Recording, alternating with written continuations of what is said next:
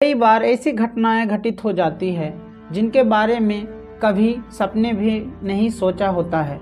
आपने कई बार हवाई जहाज में यात्रा की होगी। हवाई जहाज में जब यात्रा 24 से 25 हजार फीट की ऊंचाई पर उड़ रहे होते हैं और मान लीजिए उस वक्त अगर कोई हादसा हो जाए तो बता दें कि कई बार अपने प्लेन क्रैश की घटनाएं आपने सुनी होगी, लेकिन कभी आपने सुना है कि हवा में उड़ते प्लेन की छत ही गायब हो जाए?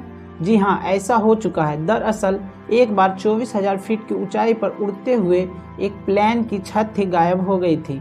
उस प्लेन में 90 लोग सवार थे। क्या हुआ उन 90 लोगों का? क्या वे सुरक्षित जमीन पर उतर पाए? आइए दिल दहलाकर रख देने वाली इस घटना के बारे में विस्तार से जानते हैं। क्रू मेंबर सहित 95 लोग सवार थे। प्लेन में यह घटना अमेरिका के एक प्रांत में हुई थी। 28 अप्रैल 1988 को अलोहा एयरलाइंस के एक विमान ने अमेरिका के हवाई प्रांत हिलो से हनीलूल की तरफ उड़ान भरी। यह एक बोइंग 737-297 विमान था, जिसमें 89 पैसेंजर और 6 क्रू मेंबर्स के मिलाकर कुल 95 लोग सवार थे। उस वक्त विमान आसमान में 24,000 फीट की ऊंचाई पर उड़ान भर रहा था।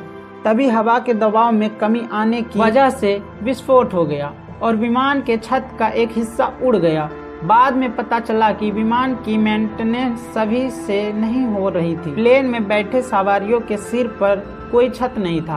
प्लेन ने हीलो इंटरनेशनल एयरपोर्ट से दोबारा 1:25 पर उड़ान भरी थी और 1:48 पर विमान का एक छोटा हिस्सा टूटकर अलग हुआ था। कैप्टन को इस बात का पता लग गया और प्लेन कंट्रोल लॉस हो गए। विमान बाएं से दाएं की तरफ झुकने लगा। थोड़ी ही देर में छत का एक बड़ा हिस्सा गायब हो गया।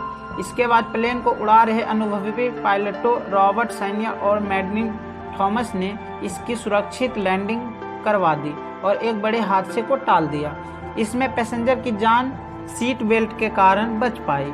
रिपोर्ट के अनुसार इस घटना में 58 साल की फ्लाइट अटेंडेंट क्लॉरबैम लेस्टिंग की मौत हो गई थी। वह एक सीट के पास खड़ी थी और छत के गायब होने के बाद हवा में ही उड़ गई। उनकी लाश कभी नहीं मिली। वही 8 अन्य लोग घायल हुई थी। घटना में प्लेन इतनी बुरी तरह क्षतिग्रस्त हो गया था कि उसे रिपेयर करना असंभव था।